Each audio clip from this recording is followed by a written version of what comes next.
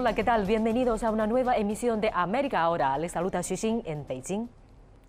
En el programa de hoy saldremos de compras en México, pero no pagaremos con pesos, sino que utilizaremos monedas indígenas antiguas. Se trata de una iniciativa para preservar la cultura local y dinamizar la actividad económica en comunidades remotas.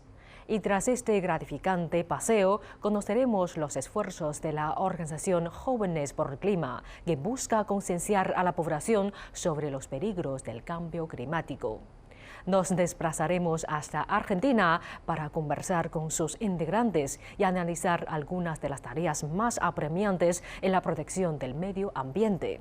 No se pierdan ninguno de estos dos reportajes. Comienza América Ahora. Monedas locales se extienden entre la comunidad indígena como alternativa en México. Cambio climático en Argentina.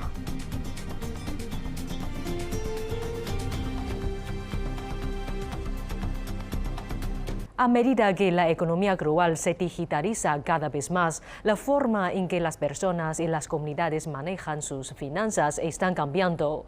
En México va en ambas direcciones. Mientras la adopción digital mueve al país hacia la economía global, hay movimientos económicos que buscan la inclusión de las comunidades más remotas y que al mismo tiempo preservan la tradición ancestral. En el corazón huasteco del estado mexicano de Veracruz, David Bernabé pasa la tarde en la plaza central de Jalapa, la capital regional. Hola, buenas tardes. ¿Me vende un raspado? Claro que sí, amigo. De vainilla, por favor. Vainilla. ¿Cuánto le debo? Serían 20 pesos. Ok. ¿Acepta Tumi? Claro que sí, amigo. Usted me daría 15 pesos en efectivo y 5 pesos de Tumi.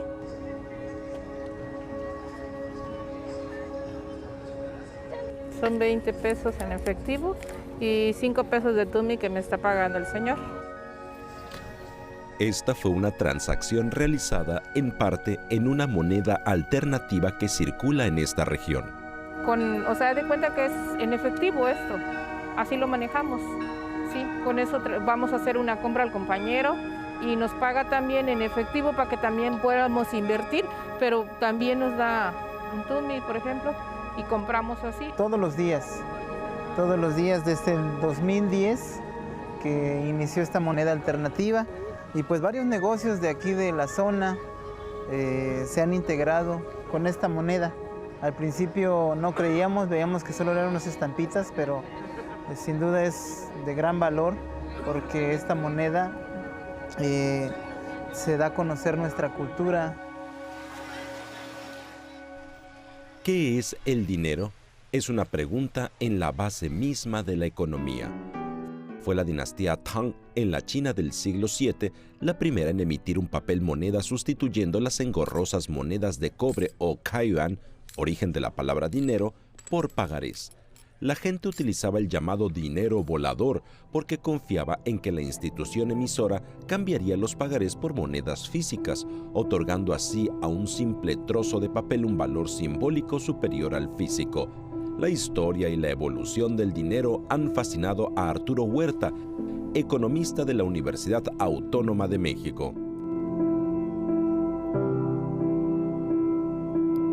De que muchos países respaldan la moneda con metales, o con divisas o con el oro, y eso finalmente termina limitando la emisión de moneda por parte del gobierno.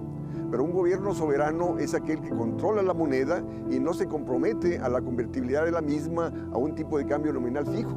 Fue la invención del dinero fiduciario, término con el que se conoce a una moneda respaldada por el gobierno, cuyo valor es fijado exclusivamente por el Estado, lo que sentó las bases del mercado global actual. Es el gobierno, el Estado, el que fija el valor del billete o de la moneda. Entonces, y la gente lo acepta porque con ese billete realiza las transacciones y también paga sus obligaciones tributarias con el gobierno o sus obligaciones financieras con la banca. Pero cuando se trata de la creación de dinero, no solo los gobiernos tienen ese poder. Cualquiera puede crear dinero si tienes otro que te lo acepte. Si tú me emites un pagaré que vale por 1,000 pesos, yo te lo acepto porque confío en ti. ¿No? Si no confías en ti, no te lo aceptaría. Entonces no estarías emitiendo dinero. ¿No? Necesitas 2 para bailar tango. ¿No? La gente acepta la moneda emitida por el Estado porque confía en la institución que la imprime. Entonces, dado este principio económico del dinero, ¿cómo se hace para crear una moneda alternativa? En 2010, un grupo de estudiantes de economía de la Universidad Veracruzana crearon la suya propia y la llamaron Tumin. El Tumin tiene muchísimo que ver con esto. El decir la palabra Tumin, al decir Tumin estamos hablando de algo que tiene valor. Catlen Huichin Agatamanán, Akit Kihuanicán, Caquixtlamacú, Xaepulatamat, Papantla del Arte Veracruz. Aquí en la región del Totonacapan, nuestra lengua materna es el totonaco. Lo hablamos, lo cuidamos porque es el sentimiento y el orgullo de nuestro corazón. En una remota comunidad totonaca llamada El Espinal, una región marginada donde la gran mayoría de la población vivía por debajo del umbral de la pobreza, nació el Tumin.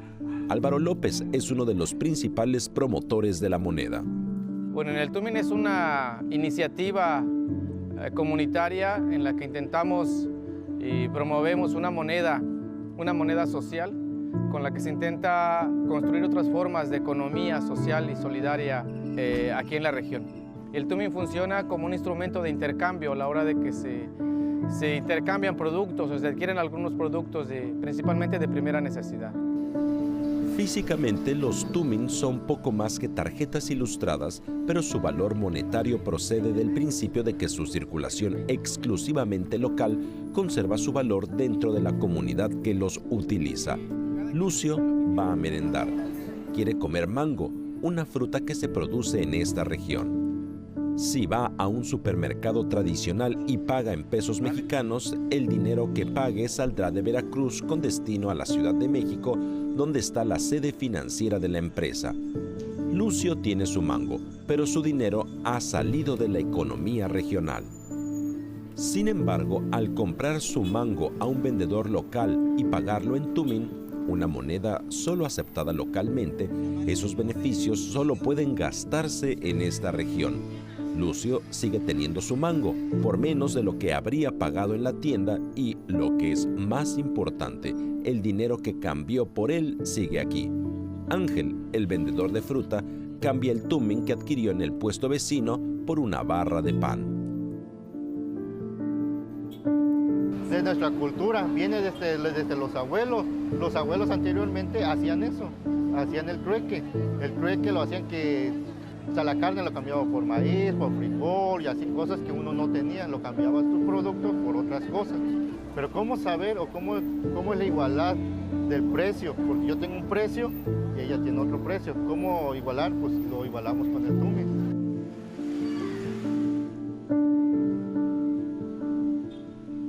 El valor del Tumin para los que lo usan proviene de la solidaridad social y las tradiciones que representa. Y mientras todos los que lo utilizan estén de acuerdo en que esas tarjetitas de colores tienen un valor mayor que el papel en el que están impresas, el Tumin será dinero.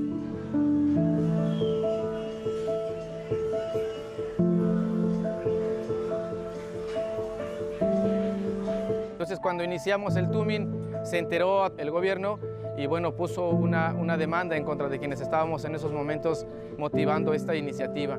Y bueno, acudimos al llamado, dimos los elementos necesarios y suficientes para demostrar que la solidaridad no es un delito, que la solidaridad es un principio ético y filosófico de los pueblos originarios. Entonces, hasta ahorita la solidaridad no está penada, entonces creemos que por esa razón el Banco de México, quien puso la demanda, no encontró elementos para demostrar la acusación que en ese entonces se hacía. Con la victoria en los tribunales, la microeconomía del Tumin se expandió y hoy circula como moneda alternativa junto al peso mexicano en las zonas rurales de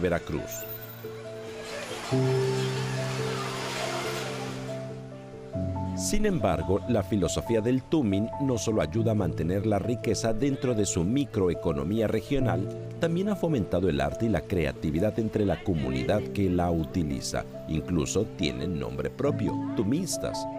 Las ferias tumistas de Veracruz reúnen hoy a comunidades artísticas y atraen a visitantes de todo el mundo fascinados por este proyecto socioeconómico. Rodrigo Vidal es un artista que ha asistido a estas ferias. Pero en cada feria donde yo iba, colocaba mi cartel de ser tumista y explicaba a la gente, porque la gente le genera curiosidad saber qué es una moneda comunitaria, y ahí aprovecho también para explicar el proyecto. Y esto genera una red de confianza en términos generales, sabemos con quiénes estamos tratando. De hecho, en México, un país cada vez más atribulado por el crimen organizado que se aprovecha de la quiebra de los valores tradicionales, muchos usuarios de Tumin ven en el movimiento algo más que una filosofía económica. A los mafiosos no les interesa explorar la moneda alternativa de sus víctimas. Tiene que ver con este asunto de la solidaridad también, y el Tumin no es otra cosa más que un trato de palabra, es un documento de confianza. No es ajeno para muchos sectores, por ejemplo, el sector agrícola, saber que la cuestión de la delincuencia organizada se ha metido también en actividades de campo, no solo para la producción de droga, sino para productos que son de consumo diario, ¿no? Entonces, a nosotros nos da la seguridad de saber que tenemos al compañero o la compañera productora que son tumistas, ¿no? Y que se encuentran libres al menos de eso. Y es tejer esa red también de confianza. Creo que si apostáramos por proyectos que nos llevaran a volver a creer en el otro y a cerrar filas para defendernos en lo colectivo, cerraríamos también espacios para la delincuencia organizada o cualquier otro tipo de delincuencia o daño a la comunidad, ¿no? Mientras el Tumin crece entre las comunidades indígenas, los principios de economía inclusiva que se propugna pueden dejar lecciones para la economía nacional del país. Para Arturo Huerta, la 15ª economía del mundo podría aprender mucho de la filosofía Tumin. Yo lo veo muy importante, ¿no? Porque el gobierno mexicano limita su política de gasto justo para no crear presiones inflacionarias o presiones sobre el sector externo que puedan desestabilizar la relación peso-dólar. O sea, México importa más allá del 50% de los granos básicos que consumimos, siendo que nosotros antes éramos autosuficientes. Tenemos $200,000 millones en las reservas internacionales.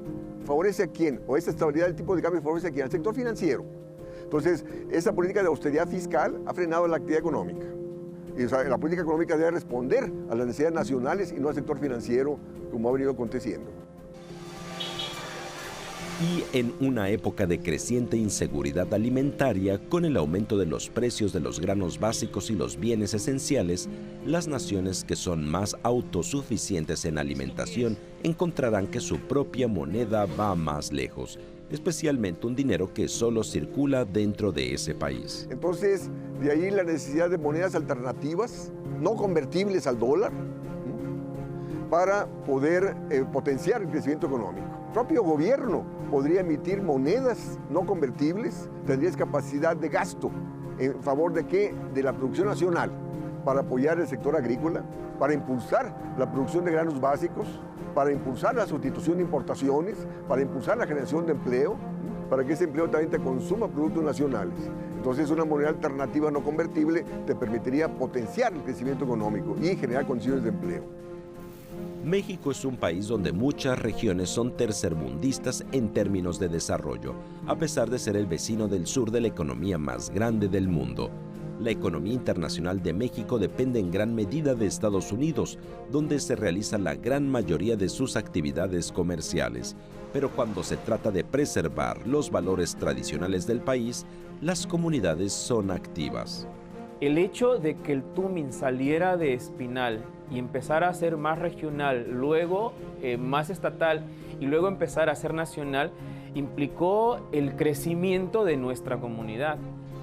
El Tumin es una moneda alternativa emitida por ciudadanos en microeconomías regionales, por lo que da lo mismo donde se imprima. De hecho, el fenómeno se ha extendido más allá de las fronteras de Veracruz. Hoy en día, las monedas alternativas circulan en más de la mitad de los 32 estados de México. Incluso ha llegado a la Ciudad de México. En un barrio de la capital que mantiene con orgullo su herencia indígena, la moneda se llama cacao, en alusión histórica al principal instrumento comercial de los aztecas, las pequeñas habas negras con las que se elabora el chocolate. Aura Ramírez elabora y vende pan tradicional y acepta el cacao como pago. Aquí utilizamos la moneda comunitaria, pero también en otros tianguis en donde vamos de economía alternativa. Nos ha funcionado para nuestra vida, ¿no? Aquí y en todos lados. A donde vamos y llevamos nuestro pan, pues no nos queda pan. Y si nos llegara a quedar, rápido buscamos truequearlo, ¿no?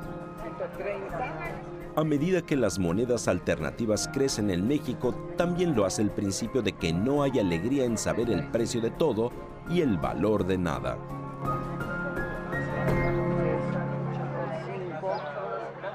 El cambio climático es un problema mundial que se agrava año a año. La contaminación y la emisión de gases de efecto invernadero provocan que las grandes ciudades comiencen a formar pequeñas islas de calor que modifica el ecosistema de forma permanente. Si bien en Argentina la emisión de gases nocivos está por debajo de la media mundial, las consecuencias del calentamiento son significativas. El cambio climático es una realidad. Y esto se demuestra día a día en todos los países del mundo. Luciana de la Serna es una activista de la agrupación Jóvenes por el Clima, que propone la concientización sobre las problemáticas socioambientales. Mi nombre es Luciana de la Serna, soy integrante de Jóvenes por el Clima. Empecé a militar en julio de 2020, interpelada por la crisis climática y ambiental que está sucediendo en la actualidad y también, por supuesto, por la pandemia de coronavirus, que es de público conocimiento.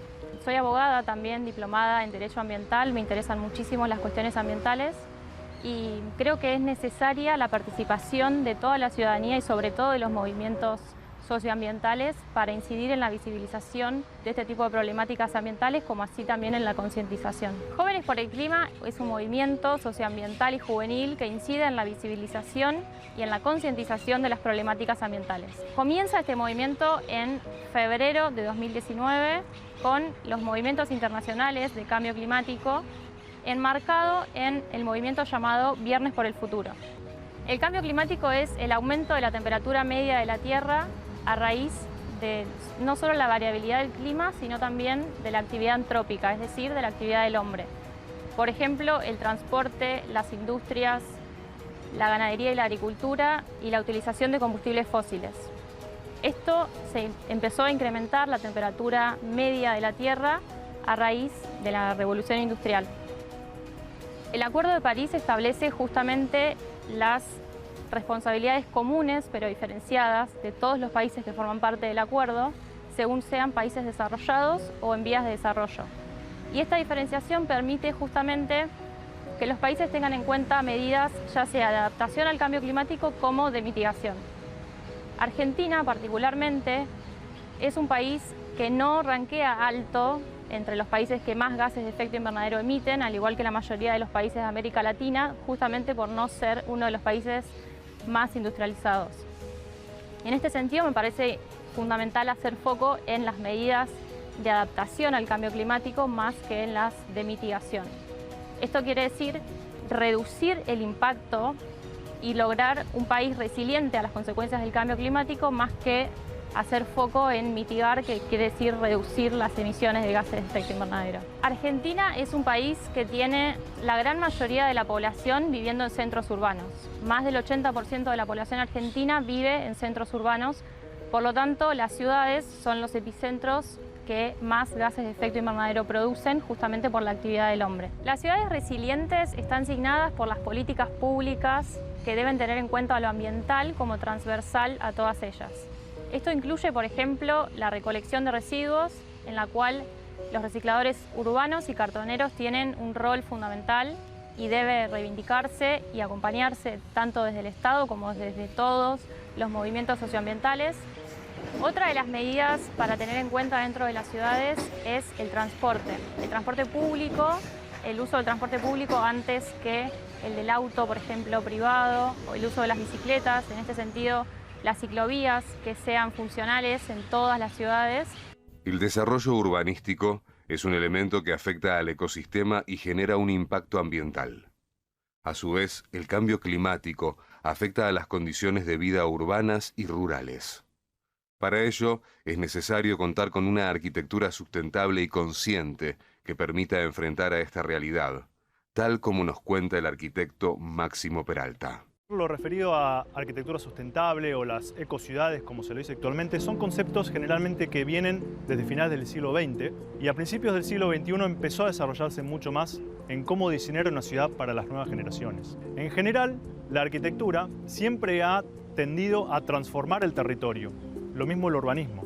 Generar ciudad, generar edificios, ha hecho que transformar montañas, rocas, mover recursos energéticos para construir algo ficticio o artesanal para el ser humano. Actualmente se está generando un nuevo concepto de la utilización de menos recursos para generar arquitectura y urbanismo. En este caso, este concepto es el que más se adecua a los tiempos que corren porque fue tan violenta la reacción al cambio climático, a cómo la reacción del ser humano ha influido en el territorio, que muchos de los lugares que generaban o que ayudaban a absorber ciertas influencias climáticas actualmente ya no están más. Por ejemplo, medio Amazonas ha desaparecido, la selva del Congo, la llanura pampeana se ha transformado totalmente. A pesar de que es algo paradójico, actualmente si alguien tiene que diseñar una ciudad desde cero, ya inmediatamente debería pensar en esta idea, en por lo menos reducir el elemento contaminante, como puede ser el ruido, los automóviles, interferir por lo menos en que las personas que se van a mover de un punto A a un punto B utilicen un transporte público eficiente. Si yo tengo algo deficitario en el movimiento de las personas, eso quiere decir que no está completamente en los paradigmas de la ecociudad. Lo que pasa con el cambio climático es que en muchas ciudades, hace 70 años, por ejemplo 1950, especialmente en Occidente, ya tenían un concepto de densidad y aplicación a un entorno urbano. El cambio climático fue afectándose respecto mucho más en la zona rural, donde había menos influencia del impacto hacia el hombre. Ahí es donde más se nota. Podemos notar de que, a pesar de que hay más masa construida y también ha habido mucho movimiento energético, hay la población que se ha movido a lugares en la periferia. Eso ha generado que el movimiento entre la periferia y el centro de la ciudad sea cada vez más constante. Lo mismo sucede en las ciudades medias argentinas. Gran Córdoba, Gran Rosario. La periferia industrial muchas veces ha generado ese entorno obsoleto y se ha retransformado. El cambio climático, cuando hablamos de eso, no solo nos referimos a los cambios que ofrece la naturaleza. Generalmente es cuando, por la acción del ser humano, para generar entorno urbano o entorno industrial, afecta de manera directa en un entorno natural. Industria contaminante, que nunca fue regularizada. Industria pesada, por ejemplo la construcción, es una de las industrias que más impacto tiene en el cambio climático. La cantidad de hierro, la cantidad de cemento que se utiliza para construir un edificio es altamente proporcional a la modificación de un territorio natural. Bueno, ¿de qué tipo de forma una ciudad puede generar urbanismo o arquitectura sustentable? Tomamos un ejemplo que ahora se está prácticamente abanicando alrededor del mundo, es la distancia de los 15 minutos, que vos puedas tener desde tu casa al parque, a la escuela, al supermercado, por lo menos 15 minutos caminando, 15 minutos con el auto, 15 minutos en transporte público. Mientras más distancia vos necesites para ir de un punto A a un punto B, eso se lo llama ya ineficiencia de destino.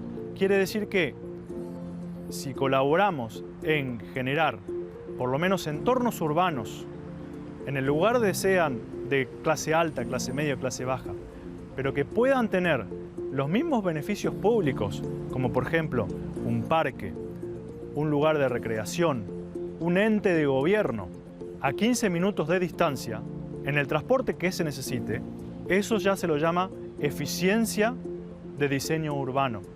eficiencia de entorno urbanístico. ¿De qué manera puedo, por lo menos, aportar energía autosustentable en la vivienda? Actualmente lo que se utiliza a veces son pequeños paneles solares. Orientación de la casa es muy importante para que yo no dependa de elementos externos para generarme hábitat y confort. La reutilización del agua, sabiendo que hay escasez de agua, ¿de qué manera yo puedo por lo menos reutilizar el agua que consumo? Por ejemplo, mientras me lavo las manos, mientras lo uso para lavar los platos, quizás esa agua, con pequeños filtros, sirve para regar la huerta de atrás. Y eso no va a influir en que si yo tengo una huerta atrás en el patio de mi casa, esa agua se la llama aguas turbias o aguas negras, no va a influir en la calidad de alimento que genero. Eso es un modo que se utiliza mucho también. Lógicamente, si mientras más recursos consumo de los que yo necesito, menor eficiente va a ser la vivienda. Actualmente no solo la vivienda, una vivienda unifamiliar, es la que puede generar ayuda al cambio climático. También necesitamos construir megaconstrucciones, grandes edificios, rascacielos. Ese afín del ser humano por construir a lo alto ha estado hace muchos años y hoy actualmente contamos con la tecnología para construir semejantes edificios de un modo eficiente, que ayuden a mitigar el cambio climático. La industria de la construcción es enorme y la cantidad de materiales y la cantidad de personal que se necesita para construir estos edificios también es de una dimensión inimaginable. ¿De qué manera estos edificios pueden, por lo menos, mitigar el cambio climático? La mayoría de los edificios altos que uno ve en el mundo o en fotos, siempre los ve de cristal, brillantes, esbeltos, agradables a la vista. Algunos más lindos, otros más feos. Pero lo importante es que una vez que se tenga la idea de la forma o del por qué se va a construir ese edificio, es importantísimo que nosotros como arquitectos o como planificadores urbanos tengamos en mente de que ese edificio va a tener un impacto directamente proporcional en el territorio donde va a estar situado.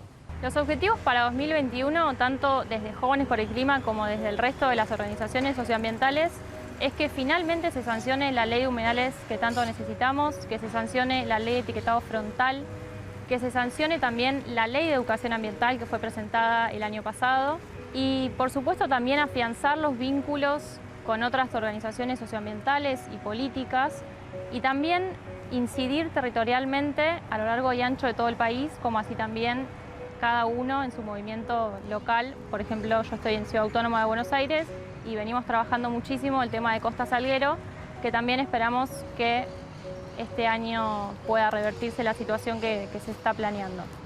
Es importante que el concepto de eficiencia energética para mitigar el cambio climático siempre esté presente, siempre y cuando construyamos grandes edificios o grandes construcciones.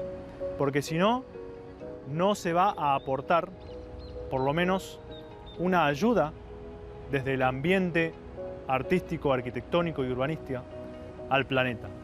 El cambio climático está por cómo nosotros hacemos impacto en la modificación del territorio. Si hacemos cero modificación del territorio, no va a haber un cambio climático, porque ya funcionaba adecuadamente. Pero en cuando yo coloque un objeto que me transforme el previo estatus de un territorio, sea una ciudad, sea una fábrica, sea una industria, eso siempre va a afectar el entorno natural. Por eso siempre lo que se va a buscar actualmente es de qué manera yo este impacto afecta lo menos posible el territorio. Siempre lo va a afectar, pero mientras menos lo haga, mejor eficiencia va a tener y mejor diseño de desarrollo va a tener una ciudad con este tipo de edificios. Así concluimos esta emisión de América Ahora. Gracias por sintonizarnos durante esta media hora. Soy Xuxin en Beijing. Nos vemos en la próxima edición.